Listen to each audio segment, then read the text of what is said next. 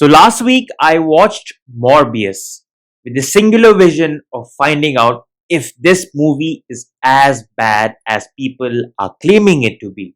I've been following the memes and I've read the reviews by the critics. So I thought maybe it's like the Venom movies. Bad, but entertaining. Eyes, lungs, pancreas. So many snacks, so little time. So I strapped myself in, got some decent popcorn, and completely surrendered myself to the movie.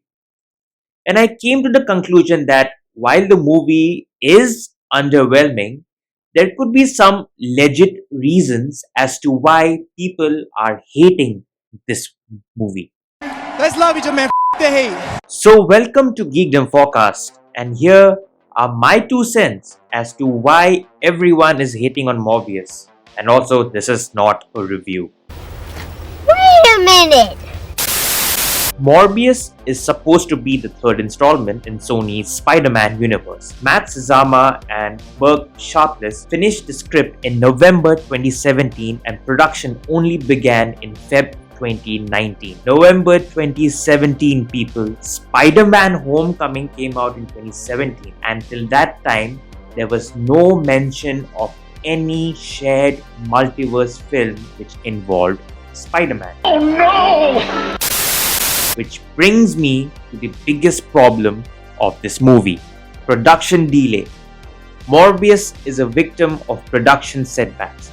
And let's not forget its constant need to drop references to the larger Spider-Man universe. This movie got delayed 7 times since its initial date of release, which was July 2020.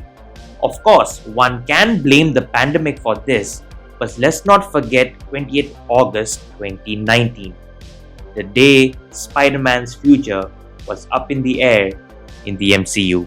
Spider-Man was no longer in the MCU. There were many stating that Spidey would now be joining the Sony universe. But hey, that was resolved quickly. In the month of September itself, Sony and Disney resolved their differences and came to a common standing.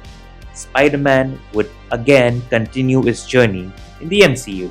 I want Spider-Man! I'm not gonna get into the nitty-gritties of this new deal because that's not the point of this video. Now, this is just speculation. I think all this backstage drama could have hampered the movie when it was in its pre-production phase. Most of the times, the movie has to cater to the wants and needs of the studio, especially if it's a big budget superhero movie. That is way too much pressure! Morbius is one example. Instead of fleshing out its own characters, it panders and succumbs to the expectations of the larger Spider-Man universe, and hence it feels disjointed. Which brings me to the other point: no character developments. Fans and critics are also saying that the movie is too rushed and all over the place. Not just 30 minutes into the movie, Dr. Michael Morbius is already busy conducting experiments upon himself.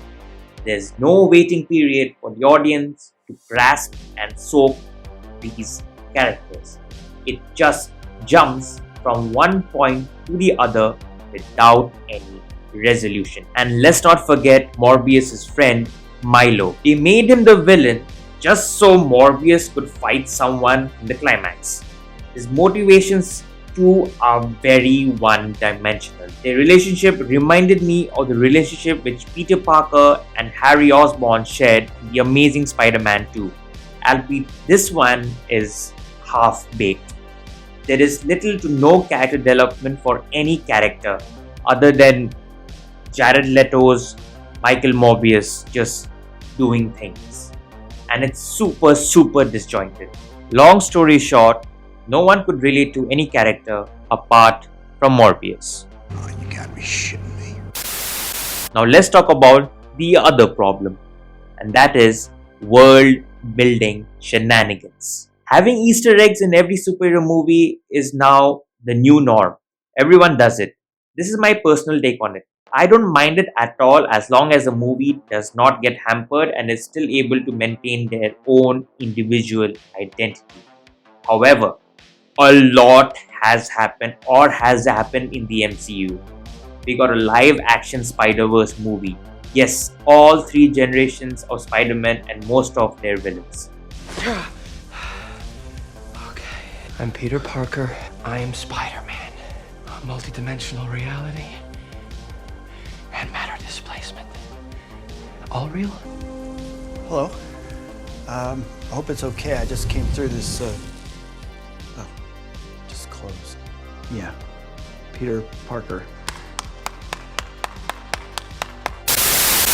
We also saw Venom being transported to the MCU. At the end of Venom Let There Be Carnage, and Venom also made an appearance in the post-credit scene of No Way Home, leaving behind some of that alien goo.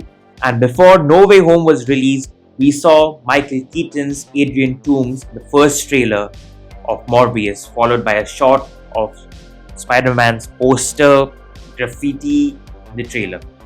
The movie also had a lot of reshoots which involved Adrian Toomes so that they could factor in the events of Spider-Man No Way Home. So basically, the movie always had to cover a lot of ground and acknowledge all the events that transpired on a multiversal level.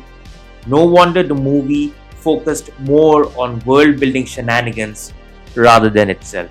And spoiler alert, Adrian Toomes makes his appearance in the world of Morbius and asks for his help to take down Spider-Man. And this bit reminded me of the scene from The Amazing Spider-Man 2. How many men did you have in mind? I want to keep it small. Alexis Savage, currently serving a life sentence. He is most eager to join us. Good. Start with him. Yes, the Sinister Six, the one Spidey project which remained in developmental limbo for years. I personally thought we would get a Sinister Six in No Way Home, but turns out it was just the Fabulous Five. It seems like they're saving the villain team up for a bigger event. So how does the MCU Vulture get here? My theory is simple.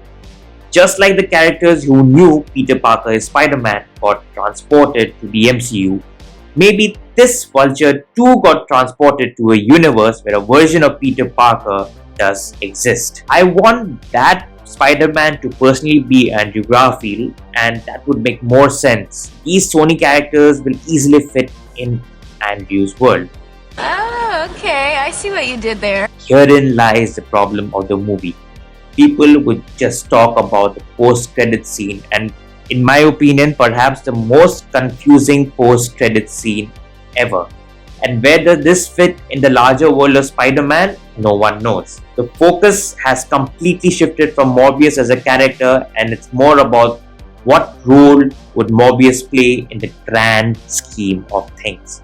Where does he lie in the multiverse? On a concluding note, I was happy that a character like Morbius got his own movie. Morbius does appear in an alternative deleted scene of Blade.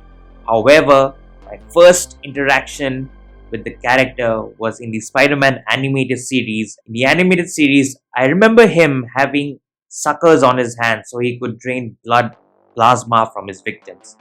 Blade was another character which made his debut in the same animated series along with Morbius.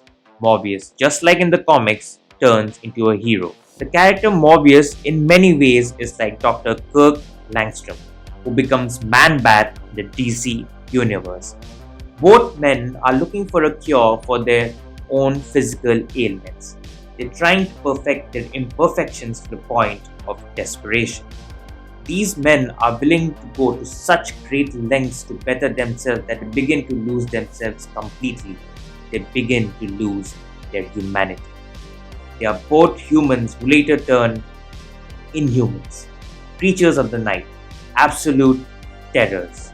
They become prisoners of their own ambition and greed. I wished the movie focused on this aspect of the character. This would work very well with the horror and fantasy genre. Throw in a little bit of Jekyll and Hyde. Bring in the fantasy elements of Hellboy, the Golden Army. Throw in the amazing visuals of Pan's Labyrinth and Shape of Water and the shock, horror and tension of the classic The Haunting.